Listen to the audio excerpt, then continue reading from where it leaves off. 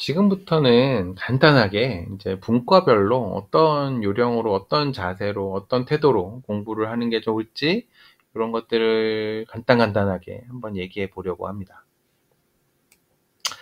자, 시험 문제가 가장 많이 나오는 게 소학입니다. 진짜 압도적으로 많이 나옵니다. 사실 이 소화기 내과는 위장관도 있고 간담체도 있기 때문에 어떻게 보면 좀 두 개의 과목이라고 해도 될 정도로 사실 다른 과목의 거의 2배 시험 문제가 나옵니다, 다른 분과에. 그래서 양이 진짜 방대합니다, 공부의 양이. 근데 용 양이 방대하긴 한데 이 문제의 난이도를 봤을 때는 다른 분과에 비하면 그렇게 높지는 않아요.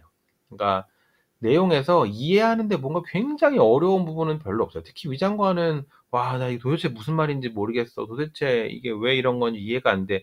이런 내용은 사실 없어요. 그래서 뭐 학생들한테 얘기를 해 보거나 학생들과 얘기를 해 보거나 하면 "수학의 내과 너무 어려워요." 뭐 이런 친구는 진짜 한 명도 본 적이 없습니다. 그래서 공부 자체가 그렇게 어려운 편은 아니다. 근데 당연히 열심히 해야 되는 게 출제 수 자체도 제일 많고, 그다음에 문제는 뭐냐면 이게 외과도 문제를 많이 내는데 외과에서 워낙 소화기 쪽이 차지하는 비중이 크기 때문에 좀 이 외과랑 겹치는 내용이 너무 많아서요. 시험 문제가 내과, 외과 합쳐서 많이 나오기 때문에 소화기 쪽 문제가 정말 많이 나옵니다. 당연한 얘기였고요. 자, 요령은 특별히 설명할 게 없어요. 왜냐면 뭐 이게 암기식 공부예요, 대부분. 그리고 이해가 어렵지 않아서 그냥 간단하게 외우면서 쭉쭉쭉쭉 넘어갈 수 있기 때문에 뭐 공부하는데 특히 어려워하는 분과는 아닙니다. 그냥 시간을 두고 열심히 공부하시면 될 것 같고요. 뭐 약간 요령이라기보다는 약간 중요한 것은 간 기능 검사의 해석은 좀 제대로 공부를 해 두셔야 돼요. 그래서 나중에 이 간담체 쪽 문제를 보면 항상 인제 LFT가 나오거든요. ASALT, 뭐 ALP, 감마GT, 뭐 빌리루빈 뭐 이런 것들이 쫙 나오잖아요. 그럼 기본적으로 그게 의미하는 게 어떤 의미인지를 간단하게는 분류를 할 수 있어야 됩니다. 이게 무슨 말이냐? 이게 간세포가 막 깨지고 있는 건지, 아니면 담도가 막혀서 담즙 정체가 있는 건지, 크게는 이렇게 두 가지로 나누거든요. 그래서 간 기능 검사의 어떤 각각 항목의 의미를 좀 알고 그것들을 가지고 크게 환자를 좀 분류할 수 있어야, 아, 이 문제는 간염, 헤파타이티스 문제구나. 아니면 이 문제는 뭐 담도가 막힌 환자에 대한 문제구나. 이런 것들을 쉽게 구별을 하고 접근을 해 나갈 수가 있어요. 그래서 그 간담체의 가장 앞부분이 간 기능 검사의 해석인데, 어떻게 보면 이 부분을 정말 제대로 공부를 해 두셔야 됩니다. 질환에서는 너무 당연한 얘기인데 만성 바이러스 간염, 뭐 B형 간염, C형 간염, 그다음에 리버시로시스 합병증, 그리고 간암, 이거는 뭐 매년 무조건 출제되니까 뭐 제가 말 안 해도 알겠죠, 이건. 일단 자세히 공부를 해 두셔야 된다. 자, 순환기 내과입니다. 순환기 내과를 어떻게 해야 되냐. 그러니까 사실 여러분한테 내과에서 제일 어려운 분과가 뭐예요? 라고 물어보면 순환기라고 얘기하시는 분들이 많고요. 내과 의사들한테도 제일 싫은, 제일 환자 보기 싫은 분과가 뭐예요? 라고 물어보면 카디올로지라고 얘기하는 경우가 제일 많아요. 그만큼 약간은 독립되어 있는 느낌이 드는 분과 중에 하나인데요. 일단은 순환기 내과랑 신장내과가 이따 나오겠지만, 이런 애들은 암기보다도 이해를 기본으로 해야 되는 것들이 너무 많아요. 그냥 암기로는 도저히 알 수 없는. 그냥 이해를 해야 문제를 풀고 공부를 할 수 있는 부분들이 많아서 암기에만 익숙해져 있는 경우에 굉장히 공부가 어렵죠. 이해가 쉽냐? 그렇지도 않거든요. 사실은 순환기 내과 하면 딱 떠오르고 제일 어려워하는 부분들이 이제 심전도. 심전도. 역시 버려야 돼. 그다음에 뭐 심전도 부정맥 뭐 비슷한 얘기예요, 어떻게 보면. 부정맥 이런 거 나오기 시작하면 이제 막 이제 골치 아파지기 시작합니다. 자, 그래서 이런 부분들을 어떻게 해야 할까요? 일단은 시험 직전에 공부하기에는 굉장히 부담스러운 분과예요. 왜냐하면 뭔가 이해하고 한다는 얘기는 시간이 오래 걸린다는 뜻이거든요. 근데 지금 시험이 얼마 안 남았는데 내가 앉아 가지고 지금 막 외우기도 바빠 죽겠는데, 시험 직전에 점수를 올리는 방법은 아까도 얘기했지만 암기예요. 이건 어쩔 수 없어요. 시험 직전에 가장 빠른 속도로 가장 점수를 효과적으로 많이 올릴 수 있는 건 암기예요. 불변의 진리예요, 그건. 시험 직전에. 이해를 하는 건 초창기에 하는 거예요. 아까도 그래프에서 기억이 나실지 모르겠지만 일단은 이해를 하고 그 다음에 그 이해를 바탕으로 암기를 하는 겁니다. 그래서 순환기내과, 신장내과 이런 분과들은 특히 시험이 좀 여유 있게 몇 달 이상 남았을 때 집중적으로 열심히 하셔야 됩니다. 진짜. 공부의 순서도 좀 중요해요. 나 순환기, 심장, 순환기랑 뭐 네프롤로지, 카디올로지, 네프롤로지 제일 어려우니까 마지막에 해야지. 절대 아닙니다. 제일 먼저 하셔야 됩니다. 전반기에 좀 공부를 해야 되는 분과다. 특히 총론. 은근히 이게 순환기내과 총론 공부하다가 다 그냥 포기해서 그렇지, 강론 가면 막상 그렇게 어렵거나 양이 많지는 않아요, 사실은. 그래서 강론 가면 조금 그래도 할만하다. 그래서 특히 총론 파트, 부정맥까지, 심전도, 뭐, 그다음에 뭐, 이 진찰 소견, 뭐 하트 사운드, 그다음에 뭐, 이 심전도, 부정맥, 요 정도까지를 좀 미리 하시는 게 중요하다. 근데 막상 이 카디올로지는요, 또 공부를 좀 제대로 하고 이해를 어느 정도 하잖아요? 그러면 또 잘 안 까먹어요. 생각보다 뭐 약도 뭐 종류가 많은 것도 아니고 맨날 뻔한 약 쓰는 거고, 질병의 종류도 그렇게 많진 않아요. 그래서 생각보다 한번 제대로 이해하고 나면 나름 되게 좀 뭐라 그럴까, 자신 있어지는 분과 중에 하나예요. 일단 심전도를 되게 어려워하시잖아요. 심전도 책이 한 권인데 내가 그 심전도 책을 내가 공부를 해야 되나요? 아니지. 생각을 해봐요. 여러분이 시험 문제 푸는데 그 시험 문제에서 심전도가 나왔네? 근데 그거를 보고 여러분이 심전도 판독을 하고 있겠어요? 한 문제 푸는데 뭐 진짜 한 1분이면 풀어야 되는데 거기서 뭐 심전도 판독을 할 시간은 없잖아요. 그러니까 그냥 심전도는 보는 순간 그냥 맞춰야 돼요, 사실은. 그래서 그 국시 문제 풀 때 심전도를 어떻게 공부할지, 그러니까 지금 여러분이 어떻게 심전도를 공부할지를 하면 심전도를 제대로 판독하는 법을 공부하는 게 아니고요. 어쩔 수 없어요. 이게 나중에 환자 볼 때 또는 심전도를 판독하는 거랑 여러분이 국시 대비로 공부하는 건 다를 수밖에 없어요. 그래서 심전도가, 국시에 나오는 심전도가 생각보다 종류가 아주 다양하지 않아요. 어느 정도 한정이 돼 있어요.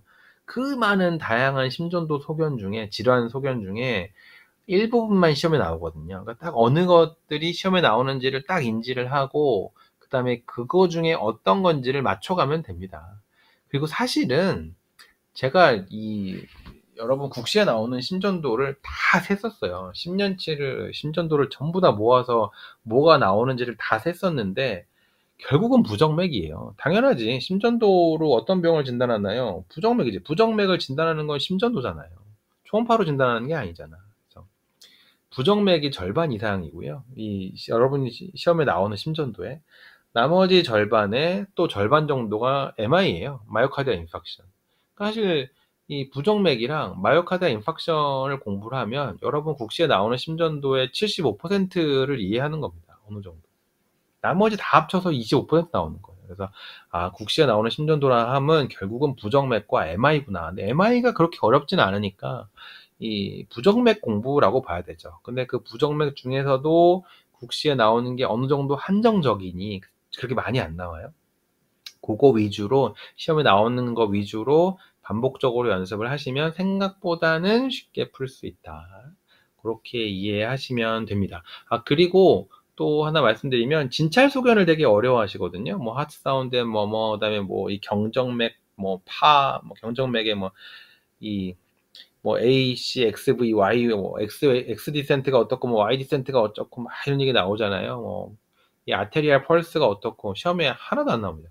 시험에 오로지 나오는 건 하트 사운드 앤드 뭐뭐예요. 심음은 시험에 나와요. 1심음이 어떻게 됐다, 2심음이 어떻게 됐다, 3심음이 들렸다, 아니면 뭐뭐가 어디서 들렸다, 수축기 심잡음이다, 이완기 심잡음이다, 이런 거 시험에 나옵니다. 그래서 이거는 공부를 진짜 열심히 하셔야 되는 게 맞고, 그게 아니라 경정맥의 A파가 어떻네, 그다음에 C 웨이브가 어떻네, X 디센트, Y 디센트가 소실됐네, 이런 거 안 나옵니다. 이런 거는 그냥 아예 몰라도 되는구나 라고 이해하시면 됩니다. 이런 식으로 조금 이렇게 좀 공부 범위를 명확하게 알아두시면 도움이 되겠죠? 자, 호흡기내과가 은근히 양이 많아요. 얘가 원래 호흡기내과 중요하긴 한데 얘도 총론이 좀 중요하고요. 사실은 진찰 소견이 딱 한 장짜리 슬라이드거든요.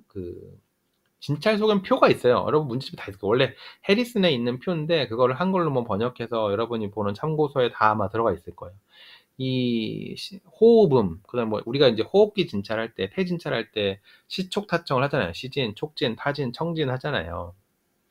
이 소견, 촉진 소견, 타진 소견, 청진 소견을 가지고 이 호흡기 질환을, 폐 질환을 분류하는 법. 이 한 장짜리 슬라이드인데 이거 정말 중요합니다. 이 총론에서 이 진찰 소견, 그러니까 증상보다 진찰 소견이 진짜 중요해요. 그래서 이 진찰 소견을 가지고 폐쇄성 폐질환이네. 얘는 아마도 인터스티얼 롱 디지즈 같은데, 얘는 뭐 플루랄 이퓨전이네. 이런 것들을 알 수 있기 때문에 생각보다 그 슬라이드가 정말 중요합니다. 그거를 공부를 해놔야 나중에 강론에서 이게 무슨 병인지를 알 수가 있어요. 그래서 이 진찰 소견이 정말 중요하다. 총론이 되게 중요해요. 여기 지금 폐기능 검사라고 했는데 폐기능 검사뿐만이 아니라 진찰 소견. 그래서 이 호흡기 총론에서 진찰 소견이랑 폐기능 검사를 잘 정리해 두면 나중에 강론에서 어떤 병인지까지 맞추는데 쉬워진다. 어떤 병인지 알면 그다음부터는 암기의 영역이죠. 어떤 질환인지 맞춰가는 게 암기인 거는 아니거든요. 암기이지만, 물론 모든 게 암기이지만, 어쨌든 이해를 해서 딱 분류를 해나가는 거기 때문에 총론이 생각보다 되게 중요하다. 그래서 호흡기 질환의 분류를 명확하게 알고, 그 다음에 폐기능 검사나 진찰 소견을 가지고 어떻게 이 분류를 하는지까지 알면 공부하기가 굉장히 쉬워집니다. 그래서 양이 좀 많긴 하지만 조금 차근차근 공부하면 생각보다 그렇게 어렵지는 않은, 총론 정말 중요해요. 진찰 소견이랑 폐기능 검사를 완벽하게 이해하고 그 뒷부분을 공부를 해야 쉽게 공부하실 수 있어요. 신장내과입니다. 신장내과 어려워요. 이 신장내과는 역시나 강론은 어렵죠. 강론이라고 해서 시험에 나올 게 글로메룰로 네프라이티스가 이 사고체신염, 뭐 토리콩판염이라고 부르는 글로메룰로 네프라이티스가 압도적으로 많이 나오고요. 요거 빼고는 많이 뭐 나올 공부할 거 자체가 많지가 않아요. 양이 많지 않은 분과예요. 근데 총론이 워낙 좀 어려워하셔서 총론을, 그 총론이란 게 막 일렉트로라이트 임밸런스, 그다음에 뭐 애시드 베이스 디스오더 이런 것들을 좀 어려워하시는데 뭐라 그럴까. 근데 버리기엔 또 좀 아까워요. 버리기에는 문제가 아주 많이 나오는 분과는 아닌데 그렇다고 막 알레르기만큼 적게 나오는 것도 아니고 그렇다고 뭐 아주 쉬운 것만 나오는 것도 아니고 그냥 이 전해질 산염기 무조건 나옵니다. 이런 총론의 내용들 시험에 무조건 나오거든요. 그러니까 무조건 나오는데 또 버릴 수가 없잖아요. 이거 무조건 나오는 거 아는데 틀리는 것도 사실 참 안타까운 일이잖아요. 그래서 공부를 하기는 해야 됩니다. 근데 얘도 시간이 좀 오래 걸리기 때문에 카디오처럼 전반기에 좀 집중적으로 공부를, 특히 총론 하셔야 되는 거고요. 어려워요. 이거 외워도, 이해하고 외워도 시간 지나면 까먹고 하는데 계속 반복하는 수밖에 없습니다. 좀 연습이 필요해요. 그러니까 이게 그냥 내용만 이렇겠네. 우리 하이포칼레미아의 감별 진단을 이렇게 하는 거구나. 그러고 넘어가면 나중에 보면 기억 하나도 안 납니다.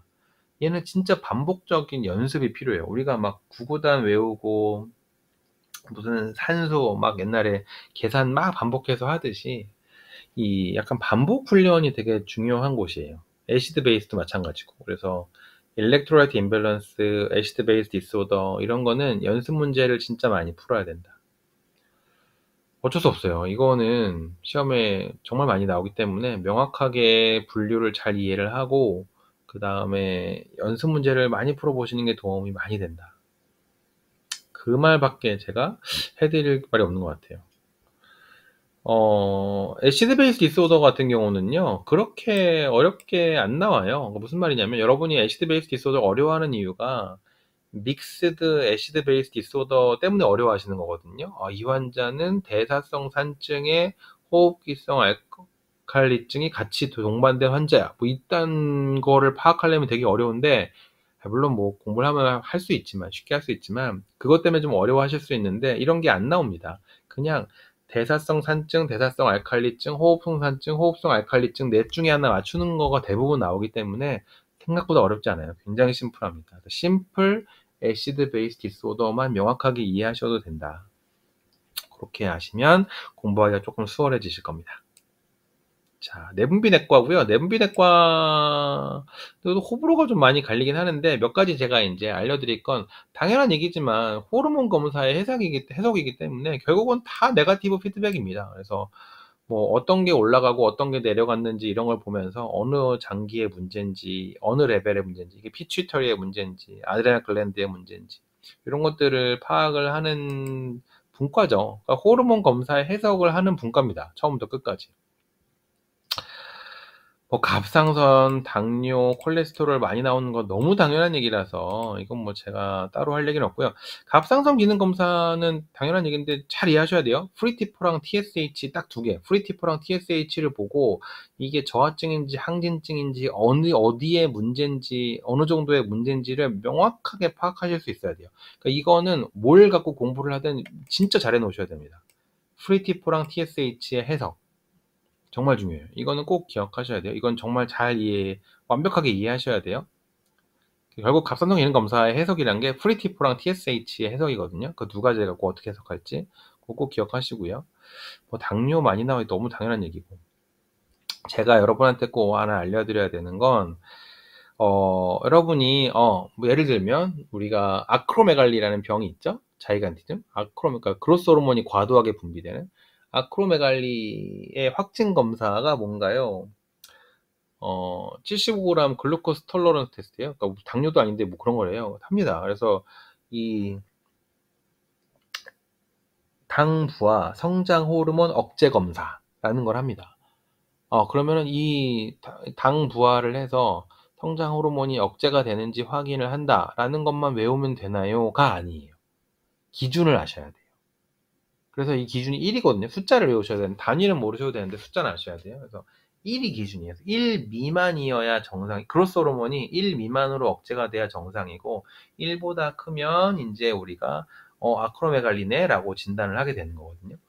근데 이 1이라는 숫자를 여러분이 시험 문제에서 레퍼런스로 딱 1이 기준이야 라고 주나요? 안 줍니다. 이걸 외워야 돼요. 숫자를 외워야 돼요. 그래서 우리가 내분비내과는 그게 호르몬의 정상 범위는 줘요. 예를 들면 프리티포나 뭐 TSH의 범위 같은 거는 줘요. 근데 우리가 무슨 부하 검사, 억제 검사, 뭐 이런 특별한 검사 있잖아요. 뭘 해서 특별히 하는 검사, 딱 컷오프 밸류가 있는 검사들은 안 줘요. 예를 들어 우리가 쿠싱 같은 거 진단할 때 우리가 뭐 오버나이트 덱사메타존의 뭐 스크리닝이고 뭐 확진 검사는 로도즈 덱사메타존 서프레션 테스트라는 걸 하거든요. 확진 검사로 로도즈 덱사메타존 서프레션 테스트라는 걸 하는데 그거를 여러분한테 그냥 결과를 줘요. 기준을 안 줘요. 기준이 5거든요. 5 미만이면 정상이고 5보다 크면 이제 쿠싱 증후군으로 확진이 됩니다. 근데 그 5라는 숫자를 안 줘요. 여러분이 그 5라는 숫자를 외워야 돼요. 그래서 여러분이 이런 검사의 기준치를 외우셔야 된다. 라는 게 정말 중요한 얘기니까 그런 내용도 꼭 공부를 하세요. 혈액종양내과는 말이 혈액종양내과인데 그러니까 온콜로지 내용이 시험에 진짜 안 나옵니다. 다 혈액학이 나옵니다. 그래서 제일 많이 나오는 게 빈혈. 진짜 많이 나오고요. 그 다음에 이제 지혈장애라고 하죠. 뭐 플레이틀렛이나 뭐 코아굴레이션 팩터의 문제들. 시험에 두 가지가 제일 많이 나오는데 특히 빈혈이 압도적으로 나옵니다. 그래서 왠지 뭔가 여러분이 막 무슨 내과 실수 떨면 죄다 암 환자의 뭐 항암 치료하고 막 이런 것들을 보겠지만 시험에 안 나옵니다. 그런 거. 항암 치료랑 관련된 것들이 여러분 시험에 진짜 안 나와요. 병원에서 진짜 많이 보지만 여러분 시험에 진짜 안 나와요. 왜 안 나올까? 여러분이 1차 진료 의사가 되는데 1차 진료 의사가 돼서 써먹을 내용이 아니라는 거죠. 여러분이 항암 치료할 게 아니잖아. 시험에 잘 안 나옵니다. 오히려 이제 종양학에서는 어떤 게 나오나요? 온콜로직 이머전시라는 게 있어요. 그래서 종양 응급 파트가 있거든요. 그래서 뭐 응급이든 아니든 간에 그 온콜로직 이머전시라는 챕터 안에 들어가는 것들이 있어요. 뭐 SVC 신드롬, 튜머 라이시스 신드롬, 뭐 스파이널 코드 컴프레션, 뭐 하이퍼칼세미아 막 이런 것들. 이런 것들이 시험에 되게 많이 나옵니다. 공부를 해보시면 알 거예요. 온콜로직 이머전시라는 챕터가 있어요. 그래서 그 부분이 좀 시험에 많이 나오고 이런 거 왜 많이 나올까요? 응급실로 오거든 환자가. 그래서 이렇게 응급실로 왔을 때 어떻게 할지 이런 것들을 알아야 되기 때문에 종양 응급 파트라는 게 있고 그 외에는 빈혈, 지혈장애 이런 게 압도적으로 많이 나오니까 정말 이 두 부분을 빈혈과 지혈장애를 꼭 잘 공부하셔야 된다라는 거 기억하세요. 자, 감염내과고요. 감염내과 할 말이 참 없어요. 이거는 사실 이해라는 걸 하기가 힘들죠. 그냥 이런 미생물이 있고 이런 감염을 일으키고 이렇게 치료하는 거니까.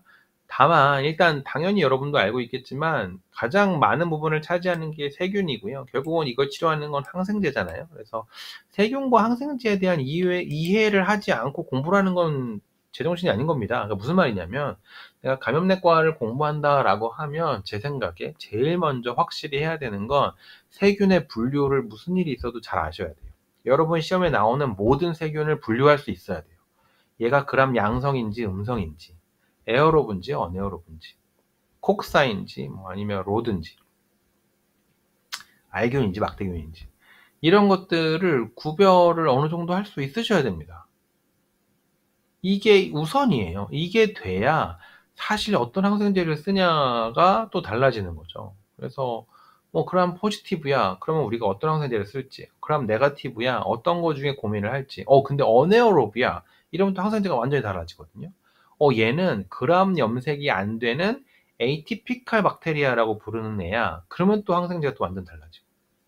세균 분류가 1번이다. 세균 분류를 안 하고 잘 공부를 안 하고 감염내과 공부를 한다는 건 진짜 우리가 사상누각이라고 하잖아요. 그냥 모래성 쌓는 거예요. 제대로 공부를 할 수가 없습니다. 그래서 감염내과 공부를 하려면 일단 세균 분류를 잘 못하신다면 지금이라도 세균 분류를 잘 하셔야 된다. 그 다음에 그 분류에 따라 어떤 항생제를 쓰는지 이해를 해가고 그리고 강론을 보다 보면 조금씩 이래서 이 항생제를 쓰는구나 라는 것들을 좀 이해할 수 있게 된다. 이렇게 설명을 드릴게요. 마지막으로 류마티스랑 알레르기인데 문항수가 많지가 않습니다. 그래서 뭐 약간 비교를 해보면 뭐 이것도 바뀔 수는 있지만 류마티스는 공부를 했을 때 비교적 쉽게 맞추게 되는 것 같아요. 공부를 하면 하는 만큼 그대로 성적이 쫙 올라가는 좀 평이한 문제가 많이 출제되는 편이고요. 알레르기 내과는 이게 문제가 뭐냐면 물론 평이한 문제, 또 평이하다는 게 중요한 질환에서 많이 공부했던 내용들, 유명한 내용들이 나오는 경우도 있지만 정말 이거는 도대체 어디서 나온 내용이지? 이거는 아예 내가 문제집에서 본 적도 없는데? 이런 문제들이 나오는 경우가 류마티스보다 훨씬 많아요. 다른 분과에 비해서 제일 많은 것 같아요. 그래서 분항수도 얼마 안 되는데 어려운 문제, 그러니까 생소한 문제도 생각보다 되게 많이 출제돼서 좀 공부 대비 효율이 많이 떨어지는 분과긴 합니다. 당연히 뭐 알레르기를 너무 열심히 공부하겠다 뭐 이런 분은 안 계시겠지만 그냥 어느 정도는 약간 내려놓는 것도 괜찮아요. 이런 거 어떻게 맞추지? 그냥 모르는 거 나오면 틀리는 거지. 그래서 그냥 알레르기 내과도 유명한 질환 반복적으로 출제되는 거 위주로 뭐 있잖아요. 알레르기 비염, 뭐 아나필락시스 정말 유명한 것들 위주로 그냥 간단히 정리하시는 게 효율적일 것 같아요. 너무 고민하시지 말고. 류마티스는 공부한 만큼 시험에 잘 나옵니다. 그래서 유명한 뭐 어차피 질환이 딱 어느 정도 한정돼 있기 때문에 검사는 일단 되게 중요해요. 특히 자가항체. 그래서 질환별로 자가항체도 있잖아요. 왜냐면 자가항체가 주어지면 딱 어떤 병이라고 대놓고 주는 거기 때문에 자가항체가 있는 병들은 좀 잘 외워두셔야 됩니다. 뭐 쇼그렌, 그러니까 안티로, 안티라 뭐 이런 거 있잖아요. 그다음에 뭐 시스테믹 스클로시스 뭐 이런 경우에도 뭐 토프 아이소머레이즈 1 이런 것들, 안티 센트로미어 안티바디 뭐 이런 것 나오잖아요. 그래서 이런 식으로 뭔가 이렇게 딱 이런 검사에서 양성이 나오면 이 질환 이렇게 딱 매칭이 되는 검사들이 있기 때문에 그런 거 잘 외우셔야 되고요. 사진도 많이 나옵니다.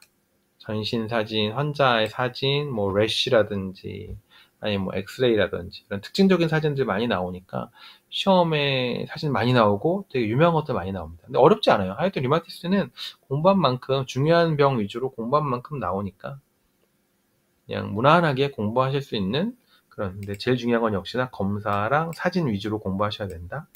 그런 것들 기억하시면 될 것 같아요.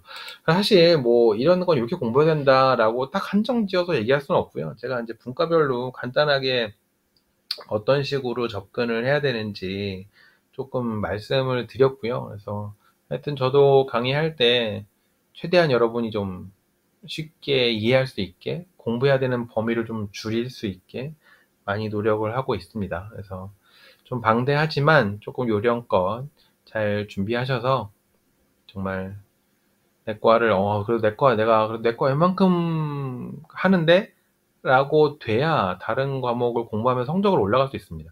내과를 잘 못하면서 성적이 잘 나올 방법은 없어요. 내과가 반이라니까. 그래서 어차피 내과 위주로 공부를 하게 돼 있으니까 조금 요령을 가지고 공부를 하실 수 있었으면 좋겠어요. 그래서 조금 참고하시고요. 많이 도움이 되는지는 모르겠지만 어느 정도 참고하시고 또 열심히 잘 공부해 보시기 바랍니다. 감사합니다.